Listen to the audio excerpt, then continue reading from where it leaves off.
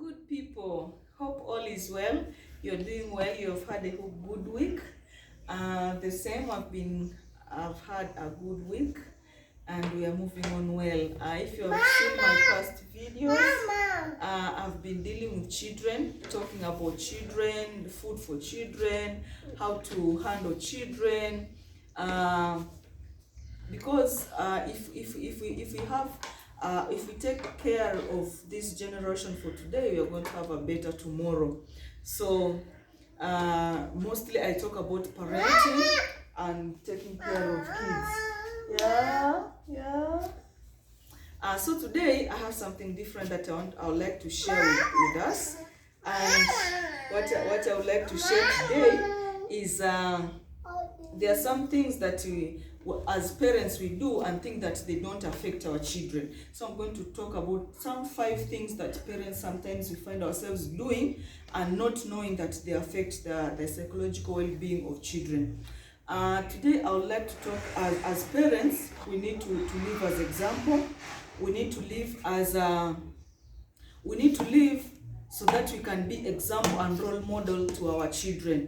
For example, I'll talk about verbally and physically abusing each other as parents. You find that some parents, you can have an argument, of which is okay because we cannot live as saints, but you can have arguments with your spouse, but then control that argument. It should not be like so loud, verbally abusing each other, fighting physically in front of your children. It's very unhealthy for the kids. It's very unhealthy for the children. It's not safe for these little ones, because for them, they watch and see and listen. So once they listen something bad, maybe the father is abusing the mother, maybe the mother is abusing and talking bad things about the father, then the children, they learn something. You find that they learn something which is not very wow.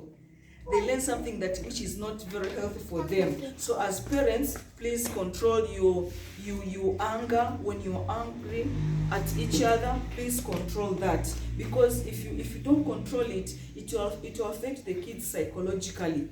It will affect their well-being. You find that they grow up living in a dysfunctional family. You find that the father is fighting with the mother is fighting with the father. You find that all this, the arguments and the fighting and everything, they will affect the kids psychologically. The other thing is intimacy. You know, as parents, as spouses, you have your privacy. You have your time when you are alone with your spouse. So please make sure that when you are alone, having your own time, the intimacy, make sure that the children are not around. It's not very pleasant for kids to see a father and a mother having their intimate time. It's not very pleasant, and it will click to their kids and thinking of very many things. So please, if you're having your intimacy with your spouse in your bedroom, make sure that the door is closed, and encourage your children whenever they come to your room. Let them knock. Let them knock and give you a latch that they are coming in, so that you can allow them come in. Or if you're having some other things, then you can stop them from coming. Not all the kids all the time they are bumping into your room. You are there, you don't care. Sometimes you are with your spouse having your intimacy. The kids are bumping in. They are seeing what is not supposed to for them to see at a very young age. So please, I'm encouraging us as parents, let's have that intimacy as a privacy, because this one will help us to teach our children that there is a time for privacy. You can be yourself in your room and nobody should disturb you. The other thing that I also want to talk about is nakedness. You know, some parents are very carefree with your children. You just walk, you are naked, you don't care with your children. Children's psychologists, they say that at the age of 0 to 4, kids are not so much concerned about nudity. They don't really care whether you're naked or you're not. But it reaches a time they start that curiosity to see and to notice what's happening. So when they see your parent as naked, they start learning something. They might even start asking you some questions. What is this? Why is this? Why are you so? Why are you like this? Like, you see, such questions. So to avoid that, the psychologists say even if the kids up to the age of 4, they are not so much aware of nudity, but we should control. Don't walk around naked because the house is only full of kids and you feel that there is no an adult. These little kids of today, the adults of tomorrow. So make sure that you guard their today for their better tomorrow. And it also, this helps them, that it also helps the kid on privacy. It will help them that to know that there are some parts in their body, they are very private. They should not just be exposed anyhow. They should not just be exposed anywhere. So when you parents act as example by keeping your privacy as private, it will also help them to know that, okay, I'm not supposed to walk naked around. I'm not supposed to leave my parts, some of my parts open all the time. So it will also teach the children on privacy. It also teach the children on how to grow, covering their bodies. Make sure that they live in a life that is full of respect. So please, as parents, we live as examples. Please make sure that you just don't walk naked around the children naked. The other thing, parents, and most of us, we are caught in that, is gossiping. You know that you're gossiping about your neighbor, or you're gossiping about somebody in the church, or gossiping about someone in front of your children. This is very bad as parents. We shouldn't gossip about people in front of children.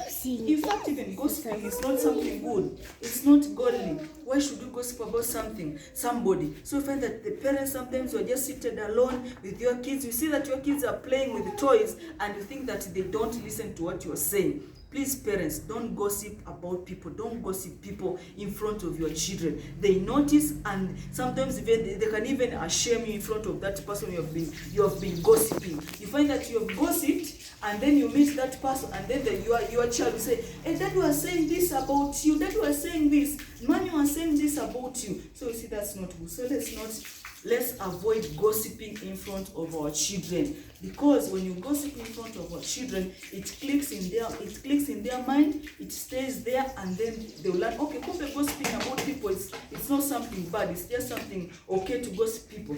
And yet the Bible tells us not to gossip about people. It's not good to gossip. So let's not go. The other thing, the last thing that I'll like to talk about, as parents, don't let your kids watch adult movies. You know, there are some movies that the adults watch. They have adult issues. They have scenes that they are for adults. But you find you are seated there with your children and you are watching it. What are you teaching your children?